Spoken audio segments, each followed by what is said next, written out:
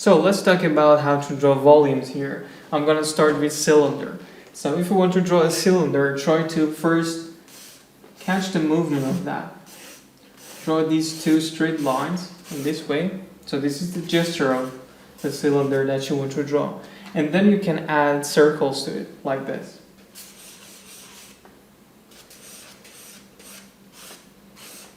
And I'm gonna do this in different angles.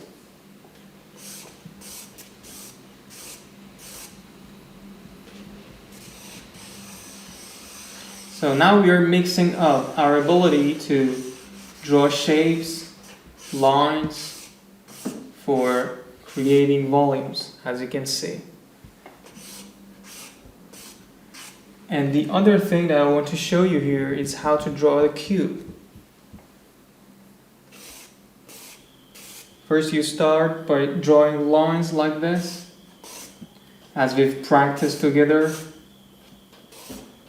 You see all the lines are crossing each other, and I'm drawing longer lines than what I want really here.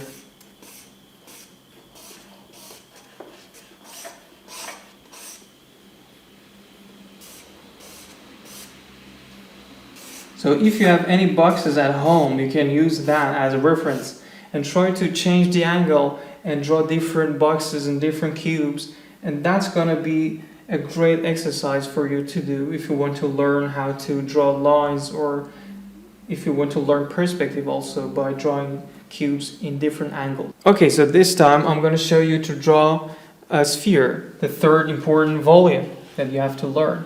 So it's like drawing the circle like this, but then you need to add wrapping lines to it because now it's flat. It doesn't have any volume to it. So if we want to show the roundness of the sphere, you need to add these lines that are wrapping up the form like this.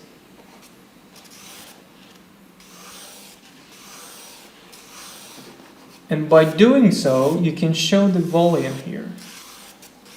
You see? So that's the next exercise that you can do also at home.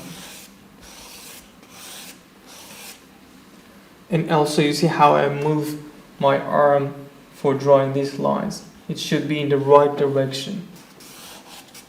Because if I draw flat lines like this, it doesn't show the volume really, because it's flat. But as you can see, I'm moving each line based on the roundness of the sphere. So that's what we are looking for, and try to catch these movements.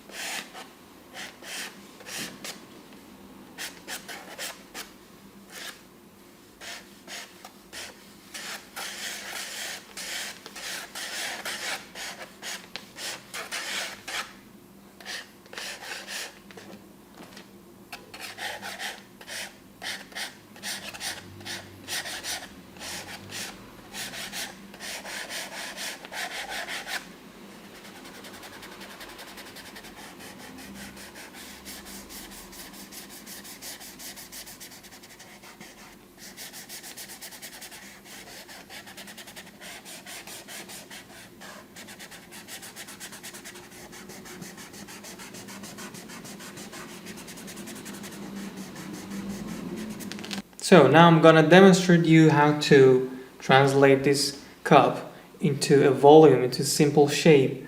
As you can see already, I've drawn these drawings here, but let me just show you briefly. For example, if you want to draw this cup, you shouldn't just copy contour lines like this, because it's not drawing and there's no observation involved here. But you have to look at the volume that we have here, which is something like a cylinder. So for example, if you mix up cylinder and sphere together, you're gonna have something like that. And we call it combining the volumes together. If you look at this cup from top, you're gonna see something like that. And if I just move it around, then you're going to have something like this.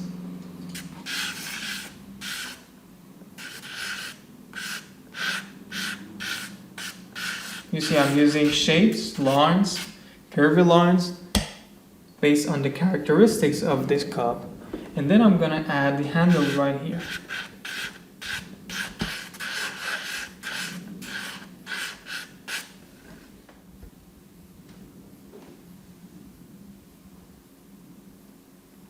Okay, now let's talk about line itself and its qualities like economy and diversity.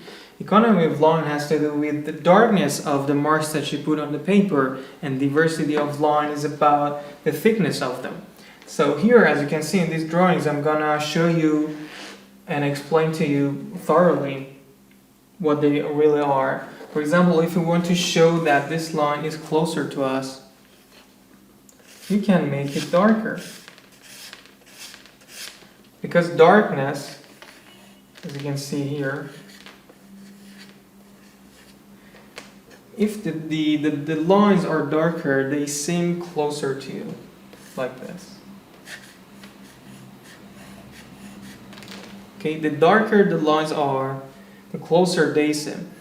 So here, in this drawing, I can make these lines darker, because here we have a plane change. And for showing this change here, I can use a darker line to clarify what's going on. Also here on this part and here. So this is one of the uses of economy of line, of darkening your line. The other thing that's really important is for showing the weight. Whenever you want to show the weight, you can darken your lines like this.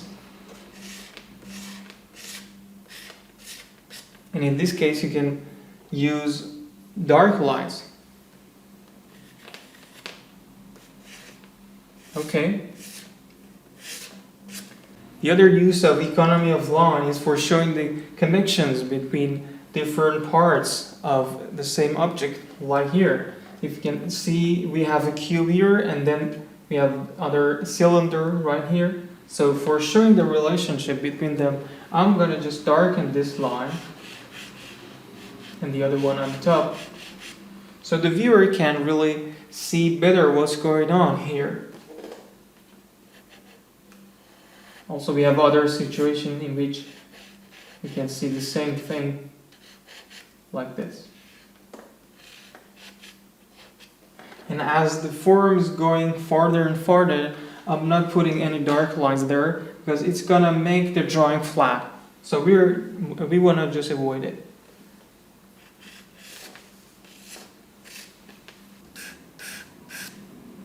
Okay, I'm trying to draw this object, the spray, from back view, 3/4 back view. And as you can see, I'm using simple forms and shapes like cube. And the other thing that's challenging that you have to deal with is perspective. So each line that you draw should be parallel to each other. In this case, as you can see here.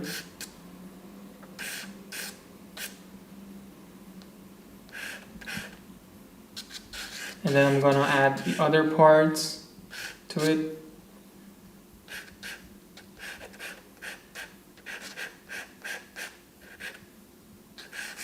you can see that each line that I add, they are parallel to the previous ones.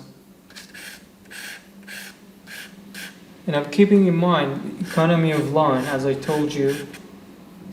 This part, which is closer, should be darker.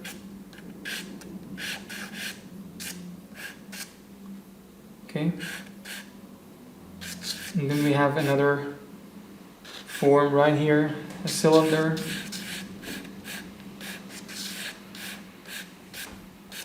You can see that the line that's farther is lighter, and I'm making the line that's closer darker to giving depth to my drawing.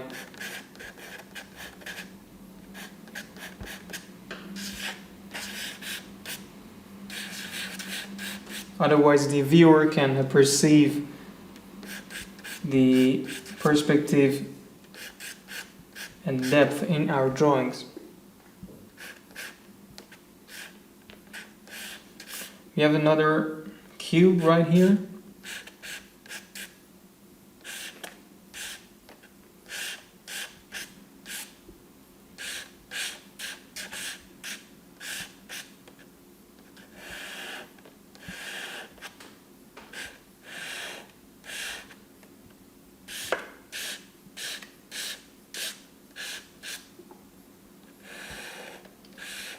So if you see that you have to change the cube, for example, you should do that. I'm adding curved lines like this into the cube based on what I'm seeing here.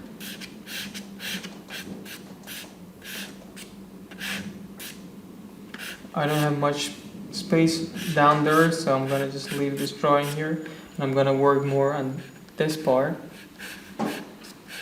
And the other thing that you can add to your drawing is wrapping line, like this, for showing the roundness of the form.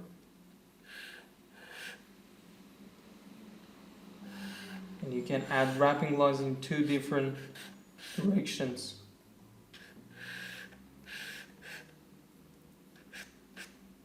It's going to maintain the volume that we have here.